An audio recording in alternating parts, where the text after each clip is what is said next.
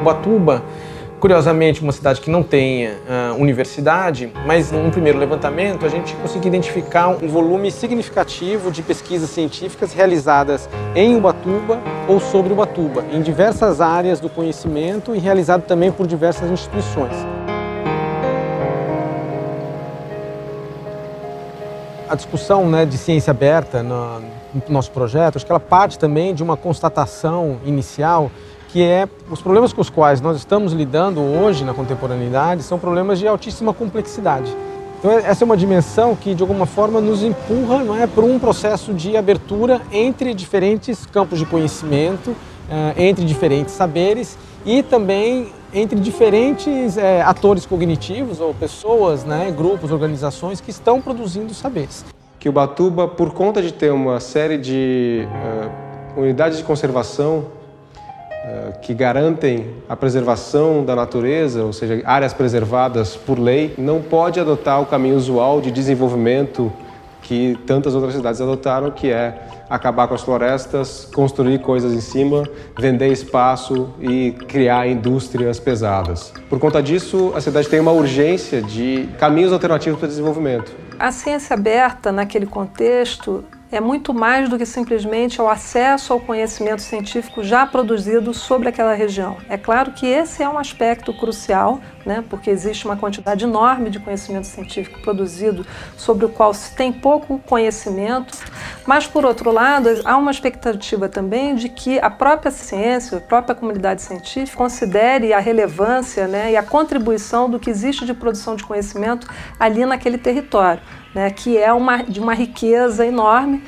de conhecimentos que são produzidos a partir de uma relação com a natureza, inclusive muito diferente do que a própria base epistêmica da ciência está acostumada a fazer. Nós temos uma comunidade aqui na aldeia Boa Vista, do povo Mbuia-Guarani, do tronco Tupi-Guarani. Mata Atlântica e a floresta, para nós, tem um significado muito importante em relação à nossa vida cotidiana, dos nossos saberes, dos nossos conhecimentos em relação a elas existentes, que é a ervas medicinais, a época de plantio, de roças. Desde a década de 70, onde essa região estava passando por algumas transformações, desde a construção da rodovia, a usina nuclear, e chegando à especulação imobiliária. Essa comunidade aqui se organizou para fazer uma luta pelo seu território. Eu estou falando de uma geração que era meus avós, meus tios, meus pais. Então, assim, tem um interesse muito grande nesse território. E aqui também estão as comunidades tradicionais, que são centenas de comunidades indígenas, caiçaras e bastante comunidades quilombolas. Eu atuo aqui na região desde 90, mas eu vim para cá em 87. A gente tinha 9 entidades ambientalistas em Ubatuba atuando naquela época, que é um movimento onde a gente tem até a questão do próprio Ciência Aberta. Pesquisadores preocupados com inovações tecnológicas, como a gente lida com essas inovações tecnológicas, como a gente traz alguma questão de conhecimento científico para a região que possa mudar um pouco esse quadro. A gente aqui no Instituto Oceanográfico faz pesquisas no ambiente costeiro e marinho desde meados do século passado. A base de Ubatuba ela tem sido palco de muitas teses, dissertações, trabalhos de iniciação científica e pesquisas que estão relacionadas a várias frentes das ciências do mar, como agricultura, como pesca, como oceanografia geológica, oceanografia física, gestão costeira. E com base nessas experiências de pesquisa, o Instituto começou a buscar uma aproximação um pouco maior com os tomadores de decisão e com a sociedade.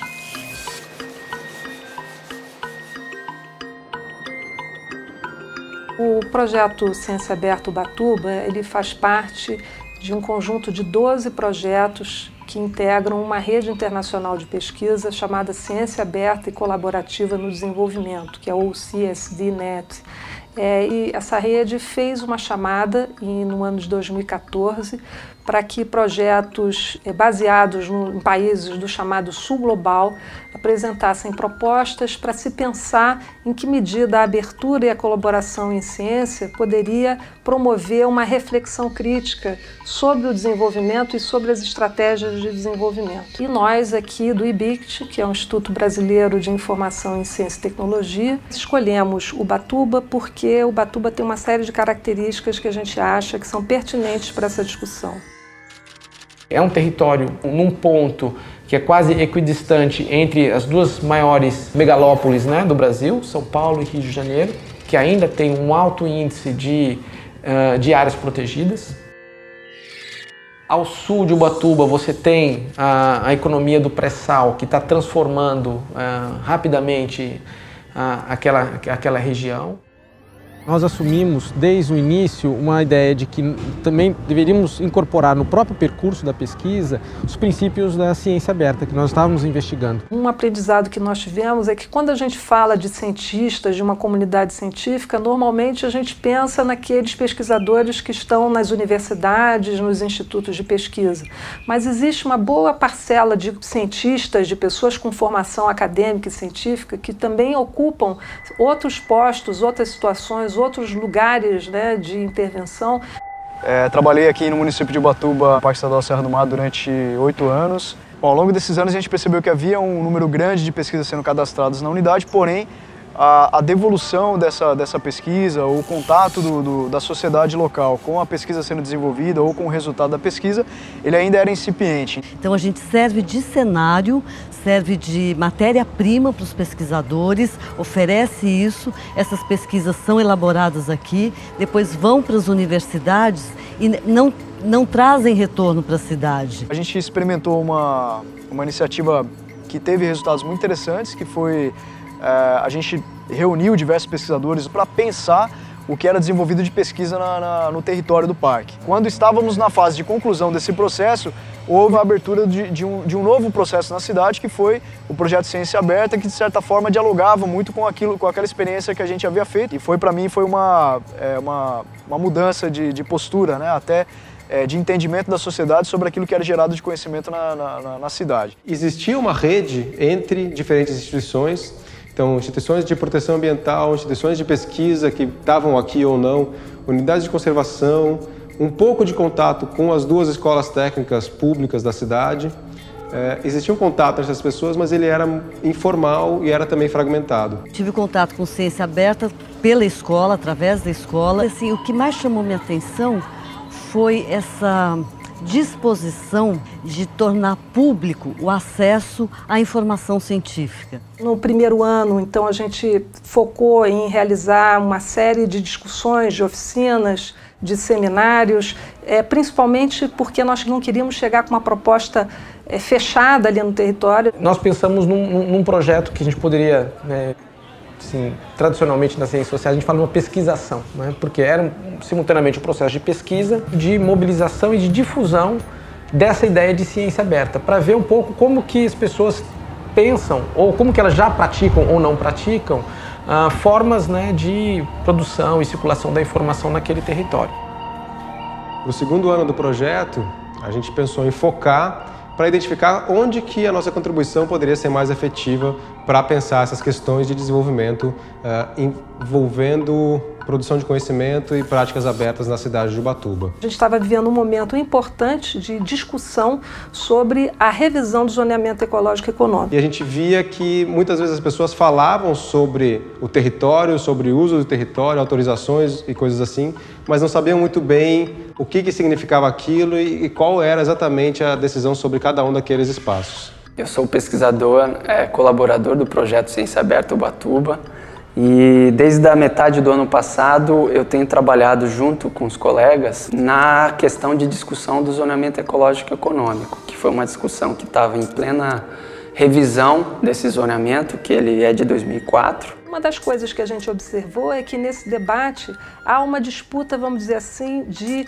informação e de representação da informação na forma dos mapas. Então foi aí que, em acordo com os vários atores locais com quem a gente vinha trabalhando, né, em todo esse primeiro ano, nós definimos desenvolver uma experiência que a gente chamou de um protótipo para desenvolver uma plataforma de dados geoespaciais abertos.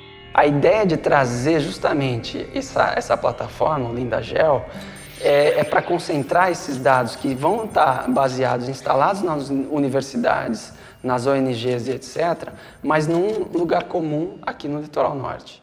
E a outra semente que surgiu, na verdade, nos últimos meses é a Incubalab, que é uma incubadora colaborativa para qualquer tipo de projeto, mas sempre trabalhando nesse eixo de alternativa do desenvolvimento. Então, o Incubalab está começando e ele começou agora nessa reta final do projeto Ciência Aberta Ubatuba. Assim como o LindaGeo, ele está construído sobre uma demanda que a gente identificou aqui e que ela se provou bastante real quando a gente abriu o primeiro encontro para inscrições de projetos para apresentação, e a gente esperava 5 ou 6 projetos e apareceram 18 projetos. A ciência aberta é um processo em construção, um aprendizado a cada dia. Isso envolve um conhecimento situado, um conhecimento da realidade de cada contexto onde está se buscando essas formas abertas e compartilhadas, sobretudo quando se trata do atendimento a desafios de desenvolvimento local. Na realização, né, dessa forma de produção de conhecimento que a gente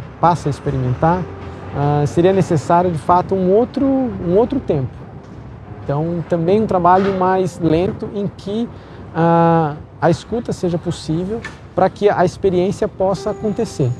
E aí, né, nessa condição em que é possível produzir uma experiência mais singular, eu acho que a gente passa a falar, portanto, de um conhecimento que ele é mais comum, né? Comum não porque ele é banal, mas porque ele é compartilhado.